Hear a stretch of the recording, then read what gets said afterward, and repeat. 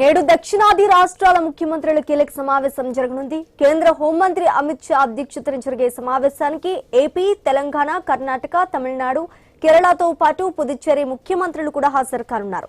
తెలంగాణ నుంచి deputy CM బట్టి విక్రమార్క హాజరు కానున్నారు. కేంద్ర రాష్ట్రాల మధ్య ఉన్న సమస్యలు, వివాదాల పరిష్కారంతో పాటు రాష్ట్రాల మధ్య సమన్వయంతో ప్రధానంగా చర్చించనున్నారు. ఏపీ విభజన చట్టంలోని పెండింగ్ అంశాలు కూడా సమావేశంలో చర్చకు వచ్చే అవకాశం ఉంది. ఇక ఏపీకి సంబంధించిన పలు అంశాలపై సీఎం చంద్రబాబు కేంద్రం దృష్టికి తీసుకువరనున్నారు. రాష్ట్రానికి 52,474 కోట్ల ప్రత్యేక ప్యాకేజీని కోరనున్నట్లుగా తెలుస్తోంది. విభజన చట్టం హామీలు, కేంద్రం నుంచి రావాల్సిన నిధులు, రాష్ట్ర ప్రయోజనాలకు సంబంధించిన అంశాలపై చంద్రబాబు ప్రత్యేకంగా ప్రస్తావించనున్నారు. కేంద్రం, దక్షిణాది రాష్ట్రాల మధ్య సమన్వయాన్ని మరింత బలోపేతం చేయటమే సమావేశం ప్రధాన లక్ష్యమని కేంద్ర హోంమంత్రి చెప్తోంది. దీంతో నేటి సమావేశంలో ఎలాంటి నిర్ణయాలు వెలువడతాయన్నదే ఆసక్తికరంగా మారింది. మరోవైపు దక్షిణ రాష్ట్రాల ముఖ్యమంత్రుల సదస్సు నిమిత్తం కేంద్ర హోంమంత్రి అమిత్ షా బుధవారం రాత్రి చెన్నై చేరుకున్నారు. కాగా దక్షిణ రాష్ట్రాల ముఖ్యమంత్రులు పాల్గొనే సదస్సు బుధవారం రాత్రి లాంఛనంగా ప్రారంభమైంది.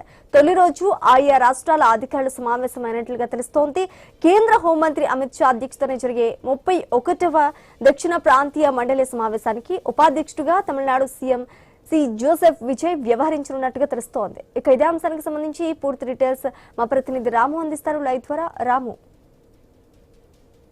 శ్రీజ, దక్షిణాది రాష్ట్రాల ముఖ్యమంత్రులతో నేడు మహాబలిపురంలో 31వ సదరన్ జోనల్ కౌన్సిల్ సమావేశం అయితే జరగనుంది. ఈ నేపథ్యంలో ముఖ్యంగా చూసుకుంటే ఆంధ్రప్రదేశ్, తెలంగాణ, కర్ణాటక, తమిళనాడు, కేరళ, పుదుచ్చేరి సంబంధించిన ముఖ్యమంత్రులకు సంబంధించి ఈ భేటీ కొనసాగుతుంది. అయితే ముఖ్యంగా చూసుకుంటే ఈ భేటీలో కొన్ని కీలకమైన సమస్యలపై కూడా కేంద్ర హోంమంత్రిత్వ శాఖ, కేంద్ర హోంమంత్రి అమిత్ షా అధ్యక్షతన జరగబోతున్నాయి.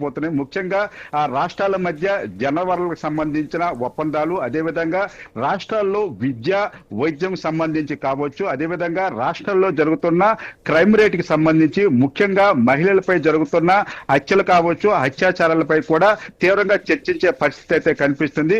ముఖ్యంగా చూసుకుంటే ఈ జోనల్ సంబంధించి ఆంధ్రప్రదేశ్ దీన్ని కొంత కీలకంగా మార్చుకునే అవకాశం అయితే స్పష్టంగా కనిపిస్తుంది. ముఖ్యంగా ఏదైతే ఈ జోనల్ మీటింగ్ సంబంధించి విభజన ఆంధ్రప్రదేశ్, ఏదైతే ఉమ్మడి ఆంధ్రప్రదేశ్ నుండి విభజించిన తర్వాత ఆంధ్రప్రదేశ్ సంబంధించి విభజన చట్టంలో పొందుపరిచిన ప్యాకేజీకి సంబంధించి కూడా ముఖ్యమంత్రి, కేంద్ర హోంమంత్రి అమిత్ షాకు అడిగే పరిస్థితి కనిపిస్తుంది. ముఖ్యంగా చూసుకుంటే 52,474 కోట్ల రూపాయలు ఆంధ్రప్రదేశ్ కి రావాల్సి ఉందని విభజన ఒప్పందంలో భాగంగా ఈ యొక్క ప్యాకేజీ అప్పట్లో పొందుపరిచారని, అయితే దానికి సంబంధించి ఇప్పటి వరకు కూడా నెరవేరలేదని, దీనిపై కూడా కూటమిలో భాగమైన చంద్రబాబు నాయుడు దీనిపై ఈ యొక్క దక్షిణ జోనల్ కౌన్సిల్ మీటింగ్ లో అడిగే పరిస్థితి అయితే కనిపిస్తుంది. అంతేకాకుండా పొరుగు రాష్ట్రాలతో ఉన్న జల ఒప్పందాలకు సంబంధించిన పరిష్కారాలకు సంబంధించి కూడా సుదీర్ఘ పాటు డిస్కషన్ జరిగే అవకాశాలు అయితే కనిపిస్తున్నాయి. అయితే ఇందులో భాగంగా ఏదైతే దక్షిణాది రాష్ట్రాల్లో ముఖ్యంగా చూసుకుంటే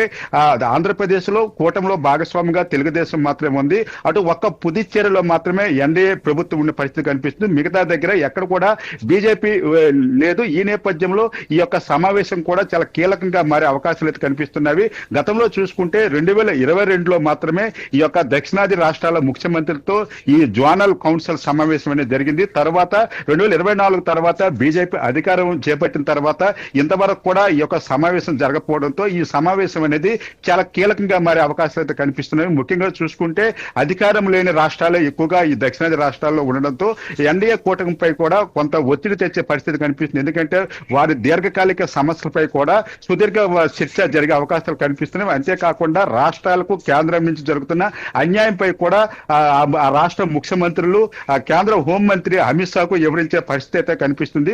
ఈ నేపథ్యంలో 4 తర్వాత ఈ జోనల్ మీటింగ్ పై కూడా సర్వత్రా ఆసక్తి నెలకొందని చెప్పుకోవచ్చు. అయితే ఈ దక్షిణాది రాష్ట్రాలకు సంబంధించిన ముఖ్యమంత్రుల భేటీకి సంబంధించి కొన్ని రాష్ట్రాల ముఖ్యమంత్రులు, తెలంగాణకు సంబంధించి రేవంత్ రెడ్డి పాల్గొనే అవకాశం లేదు, డిప్యూటీ సీఎం పాల్గొనే అవకాశాలు అయితే కనిపిస్తున్నాయి. ఈ నేపథ్యంలో రాష్ట్రాలకు సంబంధించి అంతర్రాష్ట్ర సమస్యలపై కూడా చర్చించే అవకాశాలు అయితే స్పష్టంగా కనిపిస్తుంది. అంతేకాకుండా రాష్ట్రాల్లో ఉన్న సమస్యలపై కూడా కేంద్రం దృష్టికి తెచ్చే అవకాశాలు అయితే స్పష్టంగా కనిపిస్తున్నాయి. Sreeja, right, thanks for the update Ramu. Nellore జిల్లా గూడూరులో మట్టి మాఫియా అక్రమ గ్రావెల్ తవ్వకాలు చేస్తోంది.